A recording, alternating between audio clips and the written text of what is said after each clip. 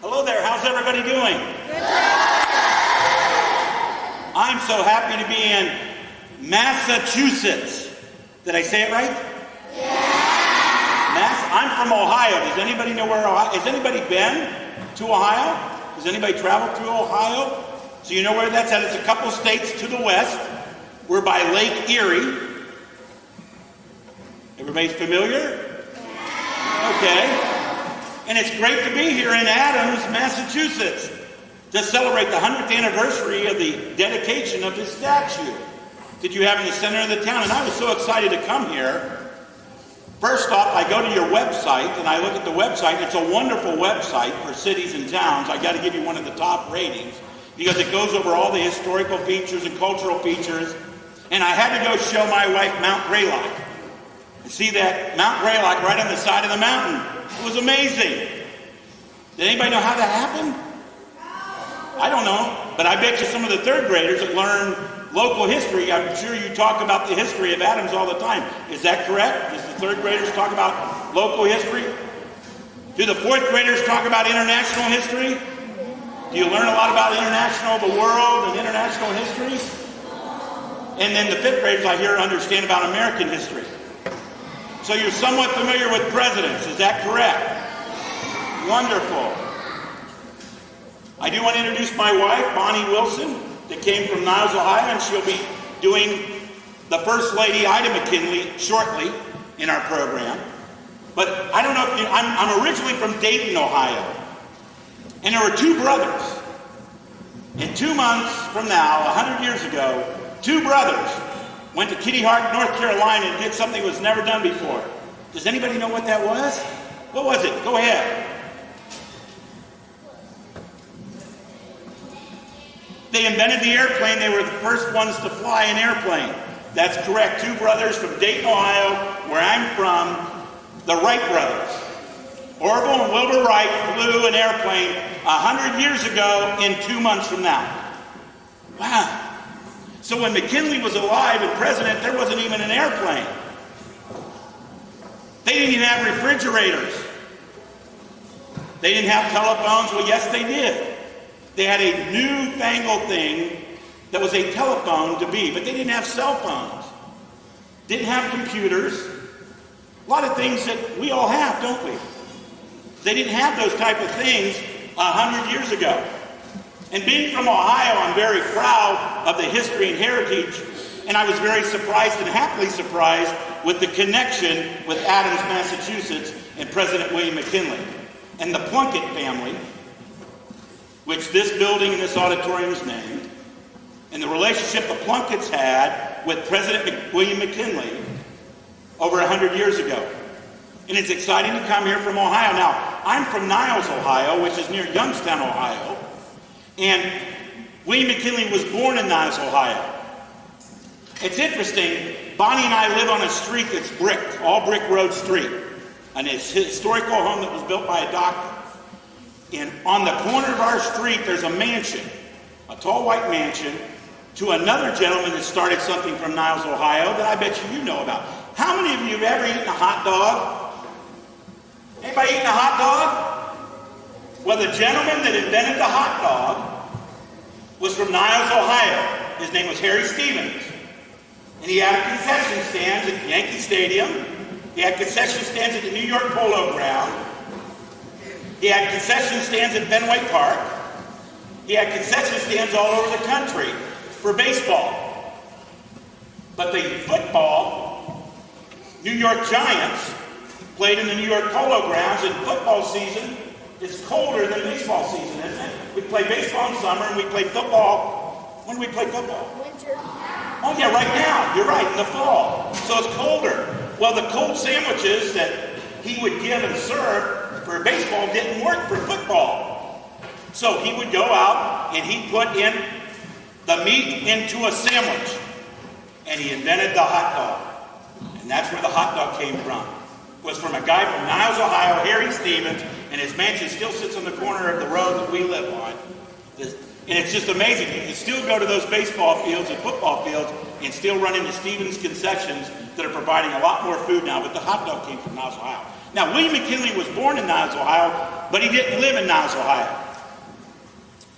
He was in Niles, Ohio when he was a baby, and he was young, but his family moved to another town called Poland, Ohio, because the school was better in Poland than it was in Niles. It was a one-room schoolhouse that President McKinley was going to as a youth, and it was a full-fledged school in Poland, Ohio. So it's interesting when we bring back history to life and we talk about what's going on now, people like to live where there's good schools. That's no different now than what it was years ago for Mrs. McKinley, that she wanted to send her children to a better school. William McKinley lived in a place called Canton, Ohio. Anybody heard of Canton, Ohio? Okay, great. I'm glad to hear it. Canton, Ohio. Well, we were talking about football a little earlier ago. That's where the Pro Football Hall of Fame is located, in Canton, Ohio. How many people know about pro football? A lot of people, you know about it. I mean, wait a minute, the New England Patriots. Didn't they win the Super Bowl? That's right, they won the Super Bowl. When I drove into your state on the turnpike, there's a big sign, "Welcome to Massachusetts, home of the Super Bowl champion New England Patriots." And it was exciting to see that coming into your town, because football is very big.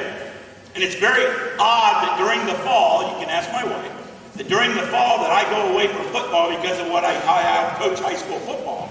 So it's hard to get away sometimes, so I'm missing a game this Friday night or tomorrow night, but it's exciting to be here in Adams to celebrate the exact 100th anniversary of the statue and what it meant to you in Adams and what it meant. So Canton, Ohio, Pro Football Hall of Fame, you've heard of it. That's where McKinley's met, Mrs. McKinley and William McKinley met. And they enjoyed life together, and that's when they started running. And we're going to have a video of the history of William McKinley that you're going to watch. And if it's okay with you, as I talk about history, that I'm going to change and put makeup on, that's okay, and change from Mike Wilson to President McKinley. We'll actually have President McKinley appear. Is that okay? And we'll have the First Lady, Mrs. McKinley, appear with him. Is that okay? We'll do all that. So let me set up the piece that you're going to watch. It's a little bit of the history of President McKinley's life and his death. And we can connect Adams, Massachusetts, because twice in your town, where's the White House located at? Washington, D.C., that's right. That's what they call the seat of the federal government, is Washington, D.C. That's the most important city in America, because that's where our federal government is located at. But did you know that twice Adams, Massachusetts was the most important city in the United States of America? Because when President McKinley stayed here the first time for 10 days, the second time for 6 days, during those days that President McKinley stayed here, he brought his cabinet, he brought all of the people surrounding him, and Adams, Massachusetts was the governmental seat of the United States of America. So you can take pride in the fact that your city was the most important city in America when you had a president stay here. Did you know that? You can be very proud of that. You had the city, so we're setting it up. Now on the videotape, since there was no TV cameras, there wasn't radio, there wasn't video cameras back then, they were just getting with movie cameras. There were cameras now that was started in the Civil War. Matthew Brady's probably the most famous photographer of all the pictures he took of Abraham Lincoln and the photos of the Civil War, as well as the portraits he would take of future presidents and photos, and they just started having movies. At the beginning of this will be the only video and audio of William McKinley's life on the last day he would speak. The final speech he would give in Buffalo, New York. We have, thanks to McKinley Memorial in Niles, Ohio, the only voice and video that you could see of President McKinley. After that, I'm going to go into the program with the narrator, but at the beginning, you're going to hear President McKinley's voice, and you're going to see President McKinley, the only that was able to be saved, mounted. So we're ready for it. And while that happens, I'm going to get dressed and changed.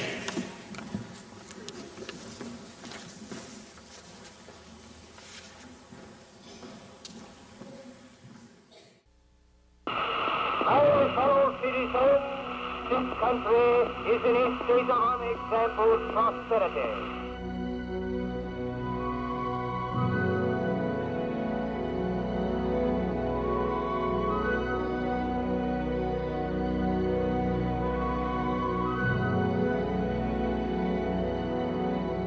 In the year 1843, nearly 40 years since Ohio was granted statehood, into what was at the time the still forming United States of America, William McKinley Jr. was born in Niles, Ohio. Through his 58 years, he rose from a quiet country boy who excelled at public speaking to Civil War major, successful lawyer, United States Congressman, Governor of Ohio, and eventually our 25th president. Now, as a new century unfolds, let us look back to the time and to William McKinley the boy from Niles, Ohio, who ascended to the presidency as the 20th century began its journey into the pages of history. As the seventh of 9 children born to William and Nancy Allison McKinley, young William spent his early years in the community of Niles, Ohio, and attended a schoolhouse that was located on the memorial grounds. In 1852, the McKinley family moved to Poland, Ohio, where the educational opportunities were greater. Continuing his studies, he enrolled at Allegheny College in Meadville, Pennsylvania, prior to the Civil War. As the war broke out in 1861, 18-year-old William McKinley enlisted in the 23rd Regiment of the Ohio Volunteer Infantry. His superior officer was none other than Rutherford B. Hayes, later to become our 19th president. McKinley's efforts in his regiment gained him a promotion to commissary sergeant. Through heroic actions in 1862 at the Battle of Antietam, he achieved the rank of second lieutenant. By the time he left military service, he acquired the rank of major. Returning to his home state, Major McKinley, as he now preferred to be called, began his law studies in Poland, Ohio. Attending law school in Albany, New York in 1866, he was admitted to the Bar Association in 1867 in Warren, Ohio.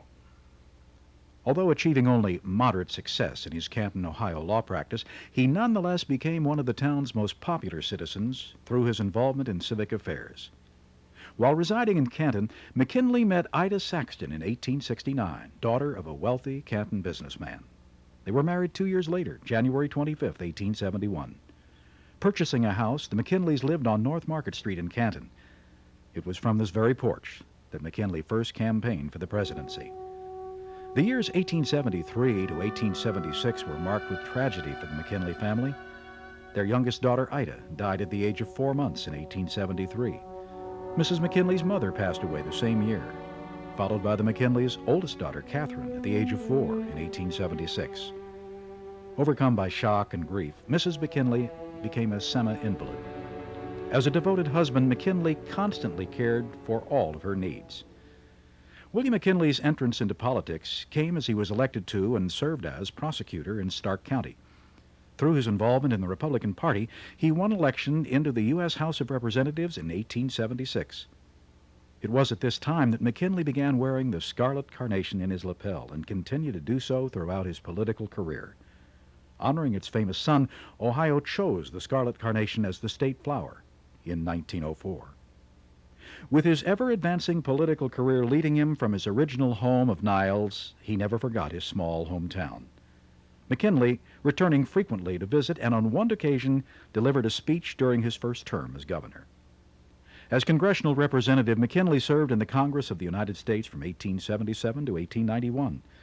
In returning to Canton from Washington, the McKinleys resided in the Saxton House. During his tenure as congressman, McKinley further refined his talents for public speaking and developed a reputation as a powerful orator and conservative legislator.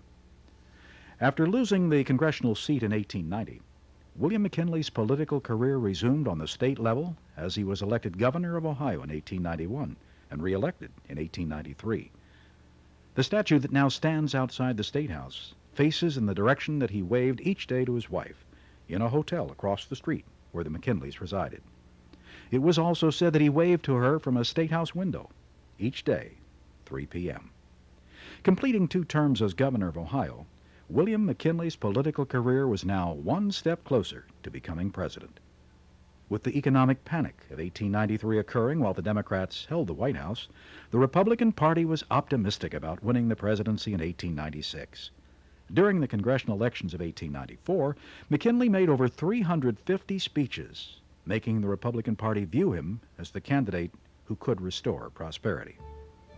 With a well-run candidacy spearheaded by successful Cleveland, Ohio industrialist Mark Hanna, William McKinley was nominated on the first ballot during the Republican National Convention of 1896. And on March 4, 1897, the quiet boy from Niles, Ohio, became the 25th President of the United States. Throughout his 2 terms as president, McKinley oversaw the annexation of Hawaii, convinced Congress to pass a protective tariff, and enact the Gold Standard Act. At first maintaining neutrality during the Cuban Revolt against Spanish rule, McKinley committed troops to the Spanish-American War and brought the nation to the world political stage, with the United States now viewed as a world power. Upon re-election for a second term, the United States found itself, in McKinley's words, with prosperity at home and prestige abroad. And so began his second presidency, as the 20th century began its journey into the pages of history. Unknowingly, McKinley would become one of the early entries. September 1901, Buffalo, New York, attending the Pan American Exposition to deliver a speech urging reciprocal trade, William McKinley was shot twice as he stood greeting fair visitors by Czech anarchist Leon Czolgosz. After undergoing surgery, infection set in. 8 days after the shooting, President William McKinley died, the first president of the 20th century to die at the hands of an assassin. Funeral and burial were held in Canton, Ohio. Living for another 6 years, Mrs. McKinley died in Canton in 1907 at the age of 59. As Canton, Ohio is the final resting place of the president, his wife, and daughters, the National McKinley Birthplace Memorial in Niles, Ohio provides the timeless remembrance of a local boy who attained the highest office in the land. Construction began on the National McKinley Birthplace Memorial in 1915 with donations from the public. Completed in 1917, the memorial houses a public library, an auditorium, and a museum dedicated to William McKinley's ancestry, life, political career, and death. We hope that you will now take in the exhibits relating to the 25th President of the United States, William McKinley, the quiet boy from Niles, Ohio.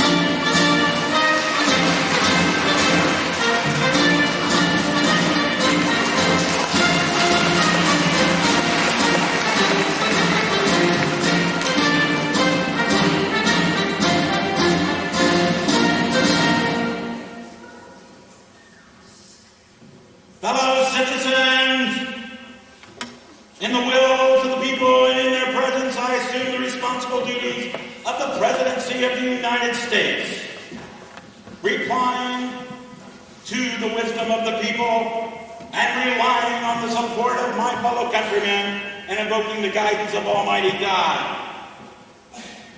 Today, on Inauguration Day 1897, we entered this day with a debt of $4 million as a country. We can't afford that. Our agriculture has languished and our labor has suffered with the need for the revival of manufacturing. Thus, I strongly believe that legislation beneficial to producers is beneficial to all. The depressed condition of our industry has lessened the ability of the people to meet the demands upon them. Thus, every means will be taken to decrease rather than increase our public expenditures. The best way for a government to maintain its credit is to pay as it goes, not by resorting to loans, but by keeping out of debt. It is the settled policy of the government to raise the bulk of revenue from taxes upon foreign goods entering these United States, and avoiding for the most part every form of direct taxation except during time of war. The United States Supreme Court has announced that income tax is illegal. Thus, the country is clearly opposed to any needless addition of any internal taxation, and nothing has ever been made plainer in the general election between my Democratic opponent and myself, that raising revenue shall come from the duties on imports rather than from the backs of working-class citizens. Equality of rights must prevail and our laws must be respected. Lynchings must no longer be tolerated in a great and civilized country as ours. Courts, not mobs, must execute the penalties of those laws. Illiteracy must be banished from this land if we are to become the most enlightened nation of the world. Reforms in civil service must go on. We must secure the most efficient people to serve our government, but shielding none who are inefficient, incompetent, unmoral, or unworthy. The best interest of a free society demands this, and it shall be administered. In conclusion, the triumph of a people whose verdict is carried in today on Inauguration Day is not the triumph of one party or sector, but the triumph of all the people.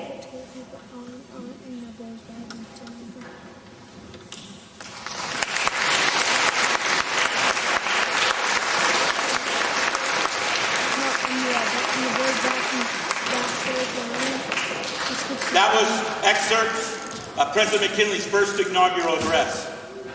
Isn't it amazing? Some of the things that President McKinley talked about 107 years ago. Over 100 years ago are things that we talk about, your teachers talk about, you learn about, and sometimes we don't learn from. But sometimes we need to learn, and I think it's always interesting when I have a chance to be here to talk about those things, that those were things that were very important. Why did the Plunketts in Adams, Massachusetts believe in President William McKinley, besides the friendships that the Plunketts had developed with President McKinley and his leadership? Part of it was the fact that his statement he made, and the quote that I always remember, is the one that I said, that he said was, "I strongly believe that legislation helpful for producers is beneficial to all," which is maintained today. If you help manufacturers and farmers, because the producers of the time of McKinley were the manufacturers, like the Plunketts and the farmers that were producing products and services, they needed help, and we needed, as a government, to support them. And any legislator or legislation would make a difference for them. Thought it was very interesting in his first inaugural address what some of the things he talked about. Let's go over a few items if I could. 100 years ago, in 1901, the average life expectancy in the United States was 47 years old. It is now much higher, almost double the life expectancy 100 years later. Only 14% of the homes in the United States had a bathtub. How many of you take a bath or a shower every night? Well, we probably have to, if I get my math right so the math teachers don't have a problem, 86% of you probably need to take your hand down, because only the 14% of you that are left had a bathtub to do it. Is that amazing? Yeah. Only 8% of the homes had a telephone. And we're talking across the whole country. A 3-minute telephone call in 1901 from New York City to Denver, Colorado cost that person $11. To me, that's high now, let alone high there 100 years ago. There were only 8,000 cars in the entire United States of America and only 144 miles of paved roads. Only 144 total miles in the whole country of paved roads. The speed limit in cities was 10 miles per hour. They couldn't go any faster. 10 would work. The tallest structure in the world in 1901 was the Eiffel Tower. The average wage, which is what people made, was 22 cents an hour. More than 95% of the people born in the United States were born at home. How many people in this room were born at home? Was anybody born at home? I always have a few. There were a few people who were born at home. 95% 100 years ago. 90% of our doctors had no college education 100 years ago. They attended a medical school for 1 year. Sugar cost 4 cents a pound, eggs were 14 cents a dozen, and coffee cost 15 cents a pound. Most women wash their hair once a month.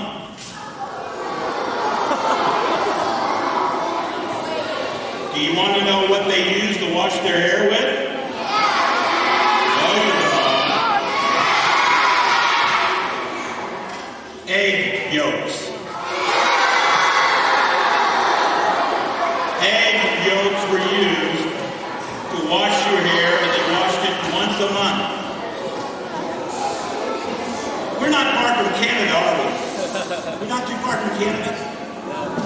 Here's an interesting law that was passed in 1901 in Canada. They passed a law prohibiting all poor people from coming in that country, whether they were visiting or wanted to stay. If you were poor, you weren't allowed in Canada. The 5 leading causes of deaths in the United States were, number 1, pneumonia. Number 2, tuberculosis. Number 3, diarrhea. That's one, Mrs. Wilson, that I always get aroused out of. I don't know why. Heart disease was number 4 and stroke was number 5. Does anybody know how many stars were on the American flag, how many states we had in 1901? How many? Oh, no!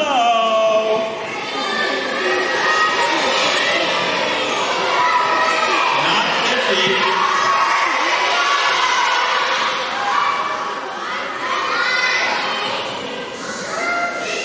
And to answer your principal's question, this is what we do in other elementary schools throughout the nation when we want quiet, because I've gone to many schools, and this is what we do. 45 states in America, there were 45 stars. These were not states when President McKinley was president. Arizona was not a state, Oklahoma was not a state, New Mexico was not a state, Hawaii was not a state, and Alaska was not a state. Matter of fact, when I was born, Mike Wilson, in 1958, Alaska and Hawaii were not states. Anybody want to guess how many people lived in Las Vegas, Nevada in 1901? Thousands? Go lower.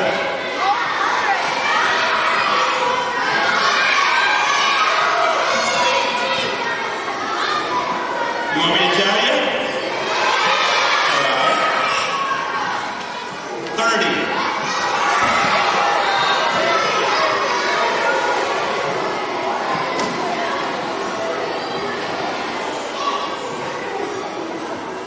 For those who didn't hear me, the answer to how many people lived in Las Vegas, Nevada was 30.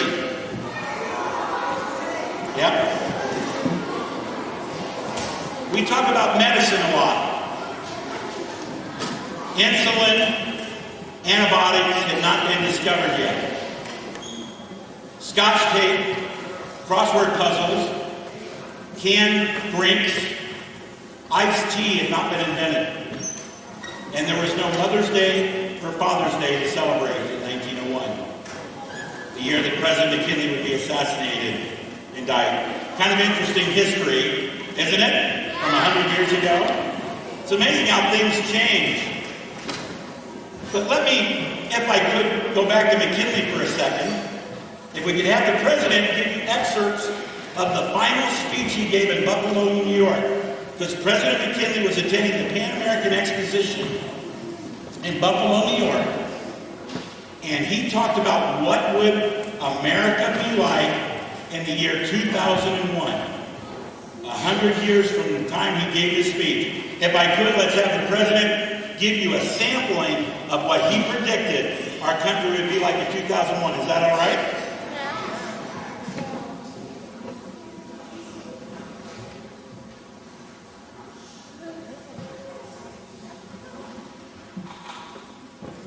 My fellow citizens, in the future, I predict that transportation and communication will become immediate. The same important news is read, though in different languages, the same day. We will have an opportunity to have direct communication one to each other. We will be kept advised of what is occurring everywhere, and the press foreshadows with more or less accuracy the plans and purposes of the nation. Stock market prices of products and securities will be hourly known in every commercial market, and the investments of the people will extend beyond their own national boundaries into the remotest parts of this entire earth. The quick gathering and transmission of news, like rapid transit, are now of recent origin and are made possible by the genius of the inventor and, just as important, the courage of the investor. In this building behind me here in the Buffalo Fairgrounds is a new medical contraption that they're calling the X-ray machine. It will probably change the future of medicine and life itself. Wasn't that interesting?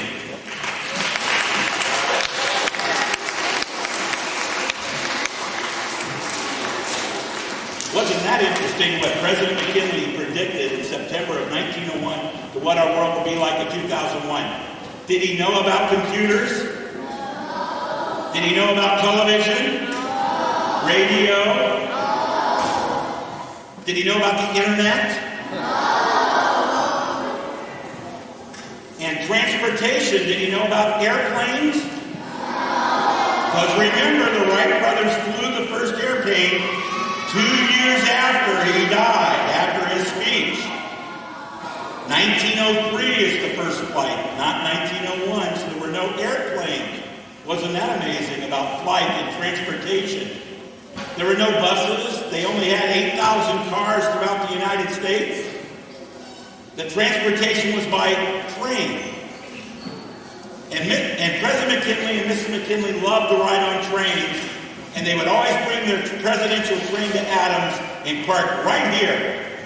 And park the train with 4 cars, part of the presidential party, the Secret Service, the Army, and all the other people. They would pull up and park here and then walk in to the Plunkett family's houses where they would stay. I also have a gift that I get. Whenever I travel all over the country, I receive many gifts and different things. McKinley loved his train. So I have with me a pocket watch, because they didn't have watches like we wear. They had pocket watches. And on the pocket watch is a train. This is one of the pocket watches that belonged to William McKinley, the President of the United States. Now, I've never wound it, because if you open it up, it is on the hour of his death. The exact hour and minute of his death is where my pocket watch sits, at 2:35. It's just amazing to have an opportunity to bring history to life for you.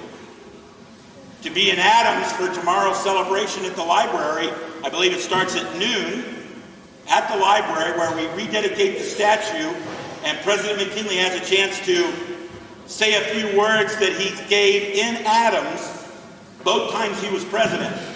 The first time when he laid the cornerstone of the library, and the second time when he was back 2 years later and he visited the Grand Army of the Republic. Those guys had served in the Civil War with him. And matter of fact, a little bit of history of McKinley. McKinley was the first young man from Ohio to serve as a volunteer in the Civil War from Ohio. He was the first person to volunteer to serve in the Civil War. President McKinley is the only president that started as a private and ended his military career as a brevet major. No other president in our history started as a private to gain and end as a brevet major.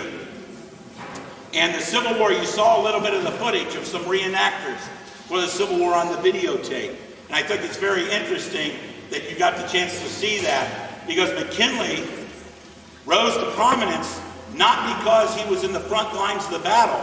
William McKinley was a commissary sergeant for the military. Did you all eat lunch today?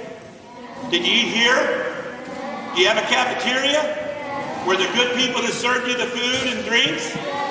That's what President McKinley did for the military.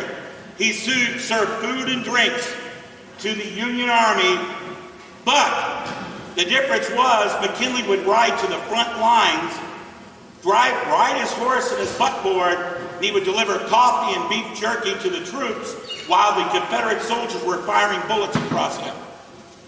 He would ride between the lines to get to the front lines, and thus his military service graduated him up.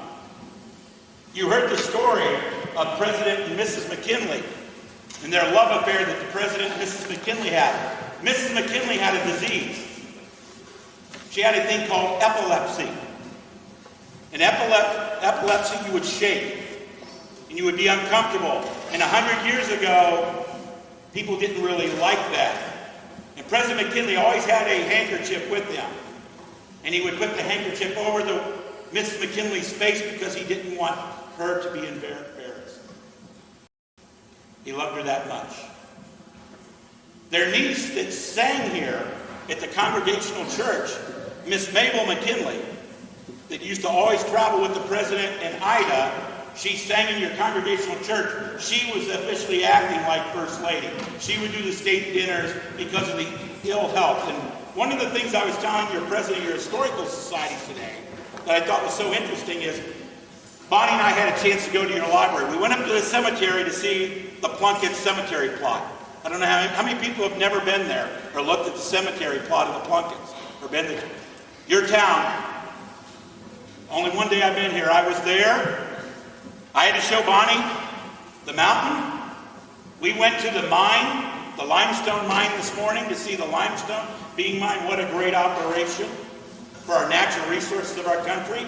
We had a chance to go to the free library and see the room that President McKinley was in, and the chair that they built for President McKinley that he would never sit in because he didn't want to be above and better than the soldiers that he served with in the Union Army, the Grand Army of the Republic. And we were up there, we had a chance to see some photographs, and you and Adams have one of the very few photographs of President McKinley and Ida McKinley in a posed photograph together. They were never photographed. I can put my hat back on if you need it, Mike. If you need an official photo, we'll get it. But they were never officially, but on the porch of the Plunkett house that was located next to where your bike trail, walking trail is, was an actual picture of Mrs. McKinley posed for a photograph. They had pictures if they'd be walking and going places. They never posed photos because of her health type of condition. And he loved her very much, and he would wave at her at the state capitol when he was governor of Ohio, when he first visited Adams as governor. He would wave up to her every day to tell her how much he loved him. He also had the Scarlet Carnation. And he wore the Scarlet Carnation every time he was governor and president. Now, what did I tell you earlier we don't have anymore? We don't have refrigerators, do we? They would have block ice to keep the Scarlet Carnations okay and healthy. Block ice. You go to haunted house things and they got smoke coming up from the floor. A lot of times that's what block ice or what they call dry ice. Amazing. Mr. McKinley, or President McKinley, would wear it every day of his life. And in Buffalo, New York, he gave the speech. The next day was reception. You heard about the assassination, but a young girl, about 8 or 9 years old. Any 8 or 9-year-old girls in the room today? Okay. 8 or 9-year-old young girl came up to the president and admired his scarlet carnation, and the president took it off his lapel and handed it to the young girl. Then a young man with a handkerchief, a secret handkerchief hiding a revolver, was the next one in line and took 2 shots at the president of the United States. Isn't that amazing? How history and that one incident could come back to reflect McKinley for his history and good luck in taking off in Buffalo, New York by an anarchist. Bonnie and I have enjoyed coming to Adams, having the opportunity to come in front of you today at school. We're going to be doing more tomorrow at the library. If you want to come to the library, please, and you'll have a chance to see the president in action again. And we'll have a chance to say a few more things about, we're going to do excerpts of speeches he actually gave in Adams for his relationship with not just the Plunketts, but with the whole city of Adams and the community. So I thank you very much.